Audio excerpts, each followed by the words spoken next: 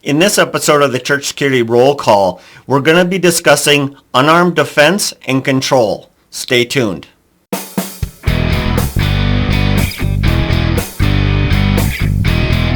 Hi, this is Chris with Sheepdog Church Security, and this is your Church Security Roll Call.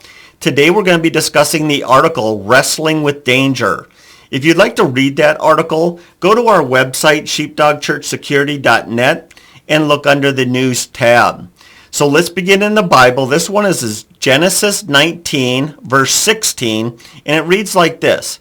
And while he lingered, the men laid hold upon his hand, and upon the hand of his wife, and upon the hand of his two daughters, the Lord being merciful unto him, and they brought him forth and set him without the city.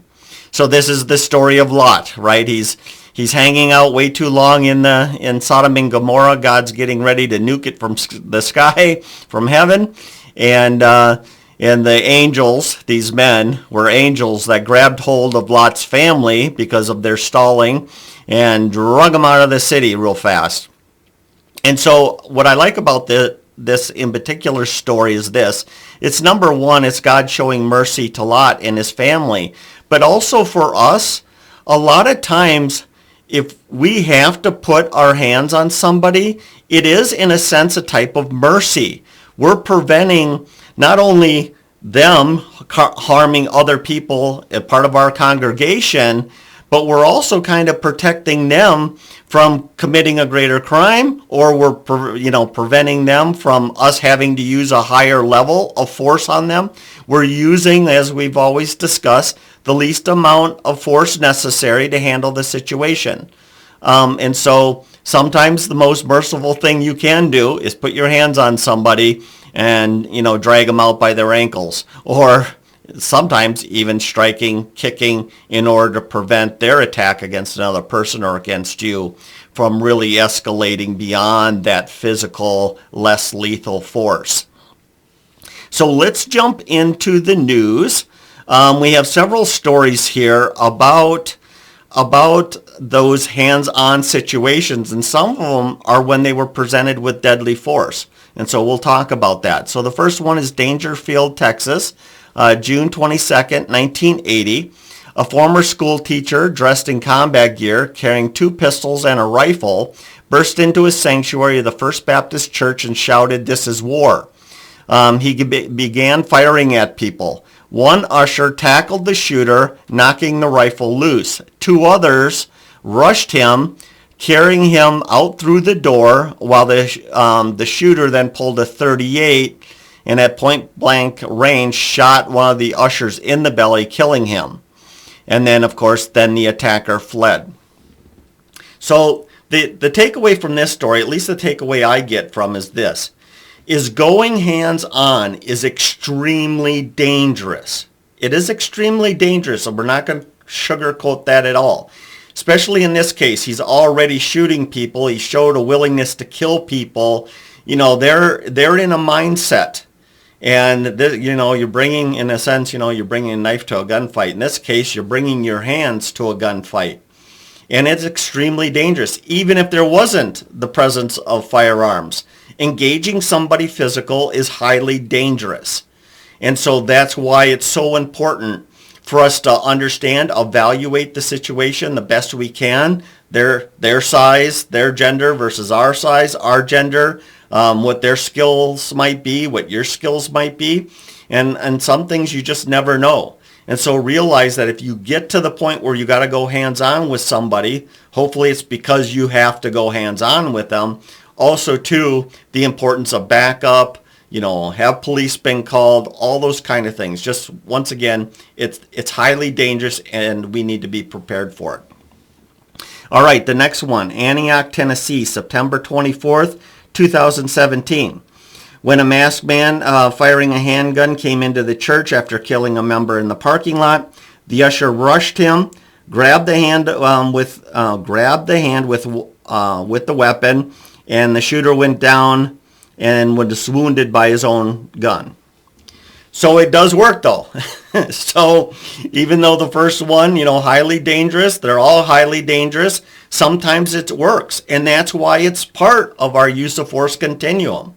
There are going to be situations, even when they do present deadly force, that you might be able to take them down safely and get things under control. And so it's still a very important skill. Highly dangerous, but it can also be highly effective. Next one, Boston, Massachusetts, October 11th, 2022. A 91-year-old woman was attacked by a knife-wielding assailant while walking her dog in a park. Having been trained in self-defense, she fought the attacker and he ran away. What I love about this story, even though it's not church-related, is 91-year-old woman attacked by a knife-wielding assailant. And because she had some training in self-defense, she was able to create enough resistance, fight them off well enough where they ran. So I think a lot of times we think that we're a lot older than we really are, or we're a lot more frail than we really are. You know yourself better than I do, but my point is this. If push comes to shove and you're attacked and all you have is your ability, physical ability to fight back. Now, it would have been better if she had a gun, but I hope you're hearing what I'm saying, is don't put limitations on yourself. Don't put mental blocks in your head saying that you could never, ever go hands-on with somebody. Yes, you can.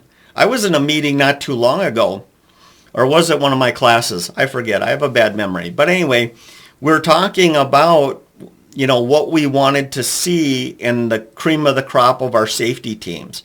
And part of that was an ability to use physical force, that less lethal, hands-on kind of stuff. And somebody made the comment and says, we're going to have to start recruiting a lot of younger people, or, we need to get Chris on the team, those kind of comments. And some of it's joking around, but it's kind of serious too. But don't limit yourself. Don't say, well, this is for the young and it's not for me. No, it's for you too. There's a lot you can learn. There's a lot that you can accomplish. 91-year-old woman fighting off a knife-wielding assailant. You can do something. She did. So you can do something too. All right, next story. Parrington, I'm probably saying that, Parrington, New York, July 21st, 2022. A candidate, once again, not a church story, but still applies, was attacked on stage at a campaign event by a man wielding a knife. The candidate, who held a martial arts black belt, stopped the attack holding the assailant's wrist and arm. So one of the things that I'm going to be advising you to get in your hands-on training is learning certain wrist locks, arm bars, those kind of things. And really, quite frankly, as your skill builds, you could actually get very good at these things. Now, this doesn't necessarily, I'm not necessarily telling you to sign up for, a Krav Maga class at the local YMCA, but you could, and that would be great. But still, you can still develop these skills. And as time goes on, you're going to become more and more confident in them. And if you have to use them, you're going to be able to use them effectively. So training does matter. The more, the better, of course. All right, the final one, and this is kind of a sad story that we're all aware of, is this. Maybe I'm going to do a disclaimer first. We're not blaming victims here, okay? I think, and I've said this before, the best way to honor people that have died in situations, in horrible, horrible situations, is to examine what happened and try to learn from that. And as we learn, we're potentially saving lives, our own and others. And so I think it's the best way to honor the fallen. So, all right, here we go. And a lot of you guys are going to be familiar with this. White Settlement, Texas, December 29, 2019. A man wearing a wig, a fake mustache and beard, and a long coat stood up during a communion at the church service. He approached and spoke to a communion server, pulled a short shotgun out from his coat. The security member sitting nearby stood up, reached for his handgun, and the man with the shotgun turned and fatally shot him, then shot the server before being downed by another security team member. Here's the deal. Now, hindsight's 20/20, and would've, could've, and should've. We don't know exactly how things would have played out. However, here's something that we have to consider. This security guy that was trying to pull out his weapon when he was shot. There's more to that story. Number one, he never used that holster before. He never had that holster in the place it was before, so he wasn't trained on drawing. But even if he was, we all know that action is faster than reaction. And so even if it was a familiar holster, he was not going to be able to beat somebody who already has the shotgun out pointing in his general direction. You're just not that fast. There might be one or two people in the world that were that fast. I remember seeing a video. This guy was amazing. But anyway, for most of us, the vast majority of us, we're just not going to clear leather. We're not going to clear our holsters fast enough. And so if we're within striking distance, meaning physical distance to engage them, then we need to do that. So in this case, if that security guard would have rushed him instead of went for his gun, now fighting over a shotgun or a rifle or anything like that is it's very controllable. I mean, you get a hold of the end of that barrel, you can really get into this struggle, and it's it becomes, my point is that kind of engagement can be effective and possibly life-saving. And of course, because of what it transpired in that church that day, we know that a bunch of other people certainly would have jumped in very quickly.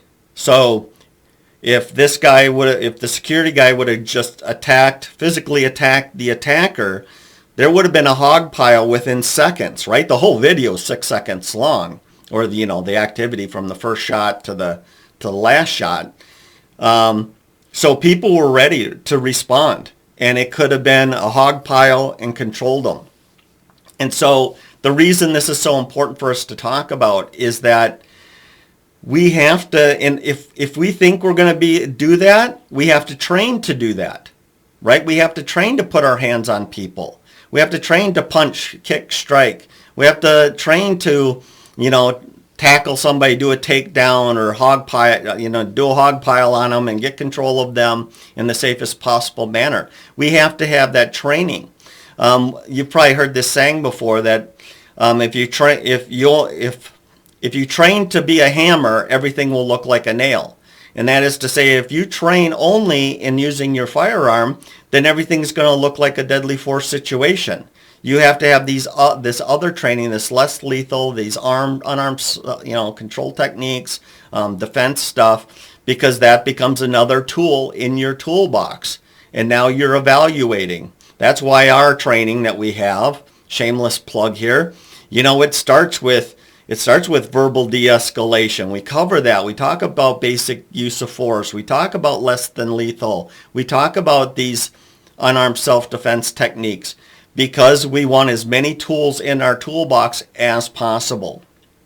All right, before we continue, I just want to remind you, share this video with your team. Share it with staff, volunteers, anyone, I would say primarily with your team. And have some discussions about this. Get the free download that comes with this. Go through it. It's got talking points to it. It'll refresh this whole program in your mind. And then engage them. This is part of training. I hope that you understand that. The whole point of these videos, the whole point of that download is that every week you can have training. Every week you're having conversations. And that keeps people smart, sharp. It keeps them thinking about different types of scenarios and how they might respond and how the team might respond. It's training. It's also mental rehearsal, right? And that's an important part of our training. It's kind of those what ifs and then thinking through, well, if this happened, this is how we could respond. So by all means, do that. All right. Now, what I want to get into is this, is I want to get super practical really, really fast. And that's this. The only way to do this is to have training, and for a lot of us that might mean that we have to find an outside instructor. Some of us have inside instructors who have martial arts training or some sort of self-defense training. That's great, but we have to find somebody who's going to give this kind of training. Now, if you're finding a local instructor who doesn't go to your church, is not part of your congregation, what you're going to have to do is you're going to have to be very, very clear with them. And this really applies to anyone, even if they're part of your church. Be very, very clear with them what you want. Because if you don't do that, what you're going to end up doing is you're going to see they're going to come in and give you like the first lesson they've given a million times to new people, to new trainees. And that's not what you want. You want something more specific than that. Also, too, some might even try to come in and actually do more of a demonstration for you in order to try to get you to all become students. That's not what you want either. What you want is super practical training on how to deal with a violent intruder. And so I have a list here. And so later, if you might need to get a sheet of paper and listen to this section again or whatever, but these are the things that you need to ask for. Like I said, be very specific. The first thing is this, is we want some time, a small time, but some time that we focus on strikes. Now, you and I both know you can't go through one training event and all of a sudden you're this ninja or this expert boxer or all that kind of stuff. It's not going to happen. The primary reason why we're going to do some palm strikes, some elbow strikes, knee strikes, some kicks and stuff like that with our teams is what we're trying to do, and I've used this term before, or this phrase before, we're breaking the seal. And what I mean by that is this, is some people on your team may have never, ever, ever in their life hit anyone. And so they don't know what it feels like to do a palm strike or use their elbows and knees and their feet to fight. And so punching a bag and doing some of that kind of stuff kind of breaks the seal for them. So they get used to the idea and starts getting into their head that they can do these things even though they've never done them before. Or for some people too, it's been such a long time that they need to get it back in their head, right? You don't use it, you lose it. So we're breaking the seal. The next thing is, this is really a great way to warm up. And it doesn't have to be super intense, but everyone's working at their own level. But it warms up our muscles a little bit. It warms up our minds and our sharpness a little bit, and it gets us moving. The next thing we need to focus on, so that's strikes. The next thing is blocks. We have to get used to blocking, their punches and their kicks coming in at us. Once again, I'm not trying to make my team, ninjas, but I want them to get used to that they can defend themselves. Now, for a lot of us, you have a natural instinct. If somebody starts, throwing a punch at you, your instinct is going to be ducking, getting out of the way, maybe throwing up your arms.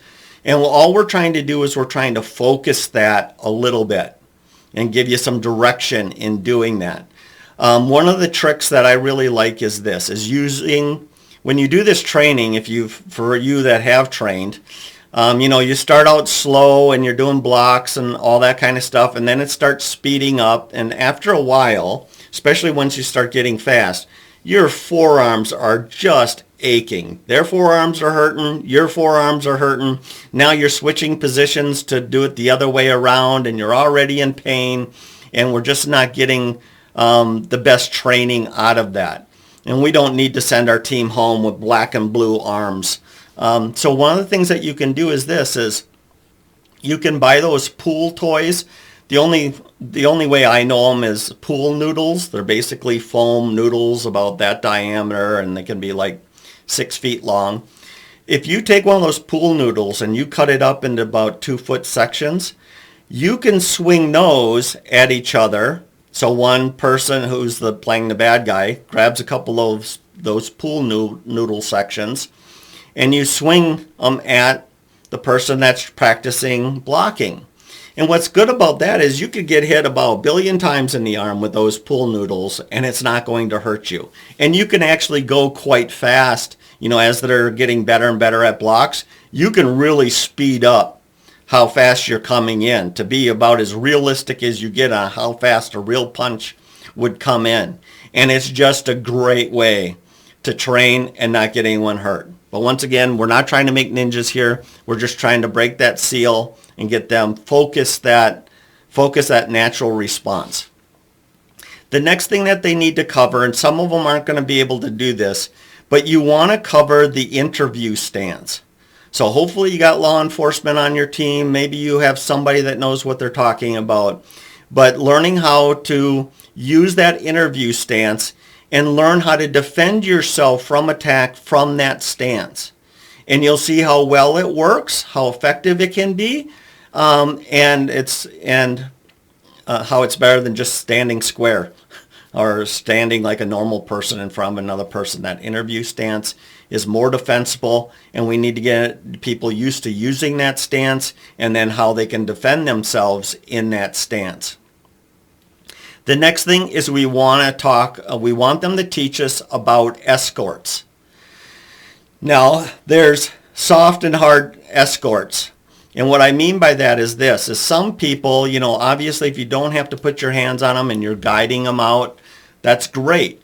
But if they're more resistant to that, we call it passive resisting. Sometimes you have to put your hands on them. And once you put your hands on them, then they start moving and they start cooperating with you. And it's a soft escort. But that escort needs to be able to turn into a hard escort if they start getting aggressive and they're starting to fight back and that kind of stuff. So we have to know how to do some joint lock, some pain compliance type things in order to get them out. And we really, too, we need to be training on 1 and 2 person escorts. So if you have to do it alone, you can do it alone. You can go to a soft escort if that's what's needed. And if things escalate, you can then go into a hard escort where it's more like you're dragging them out by their ankles, so to speak. And so we want to cover escorts. The next thing that goes with escorts is takedowns. The idea behind learning these takedowns, with the escort, how you're holding them basically facilitates certain kind of takedowns. And so we want that growth. So you can kind of see how this kind of grows along. First, you're doing soft escorts. It elevates to a harder escort, and it elevates to now you have to take them down to the ground in order to maintain control and prevent them from harming anyone, or at least reducing the risk of them harming anyone. So doing those escorts, doing those takedowns that already work with how you're holding them for a hard escort. And then finally, the last thing is, and we kind of already hinted to this, is the dog pile, right? I don't know what else to call it. That's basically when, in the case of white settlement, if he would have jumped on him, the next person jumps on him, next. And what we do in law enforcement is everybody owns a limb. And so you have one person on the left arm, one person on the right arm, one person on the left leg, another person on the right leg. So you can see how we're totally controlling them. Now, we're not sitting on their chest, we're not twisting their head or nothing like that. We're simply controlling their limbs. And so, for the most part, they should still be able to breathe well. And they should be able, but not be able to move any of their limbs to fight back. And just stay away from their teeth because they bite too. But I hope that kind of helps you. That's what you're asking for. Get that instructor. Let's talk about strikes to break the seal, to warm up. Let's do some blocks with pool noodles so we can actually do it without hurting each other. And we can still do it at full speed. Let's learn the interview stance and how we can defend ourselves in that position. Then we want to do escorts, starting with soft escorts that can lead to a hard escort, which is, maybe wrist locks and, that kind of stuff, pain compliance type approaches. And then we want to learn takedowns from that position, how we can take them down, 1 or 2 people, and then ultimately the dog pile. This training, if you kind of break this up, depending on how much time you spend on stuff, you could easily have a very informative, very effective 3-hour seminar. And everybody on your team is going to leave there with a higher level of confidence in their physical ability and learn some skills that they can actually apply. And when they see it, they know what their part is and jumping in on the dog pile, all that good stuff. And it's going to go a long way. Now, once again, you're not ninjas, but it's going to help you. It's going to help your team. So I hope you do that. Other than that, time for the shameless plug for training. One of the most popular ways for people to do our safety certification is where they train on their own time and own computer. And I know we don't talk about that enough. That's why I kind of want to bring it up now. Is you realize that it doesn't matter. Once you have your student account set up, you can train whenever. So it doesn't matter the day. It doesn't matter the time. You can train. And probably about 75% of my students actually train that way. And so just keep that in mind. This is something that you and your team can accomplish and get this done, get that baseline understanding, that foundational stuff. And then when you're building on that, so example with this, we talk about where this kind of force is appropriate to use in our training.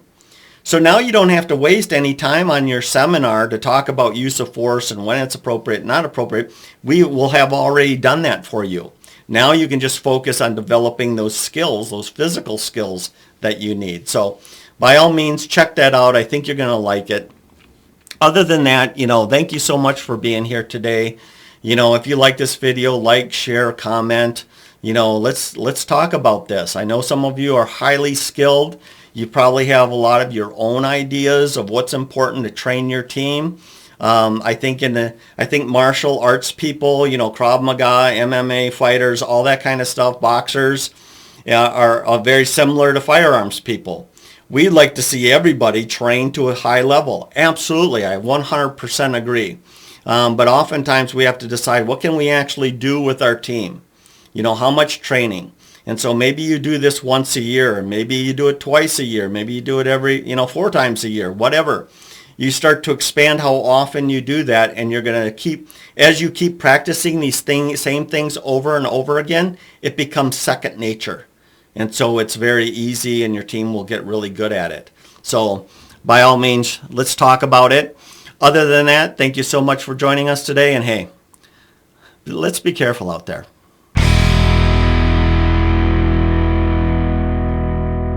This program is made for informational purposes only and should not be taken as legal advice.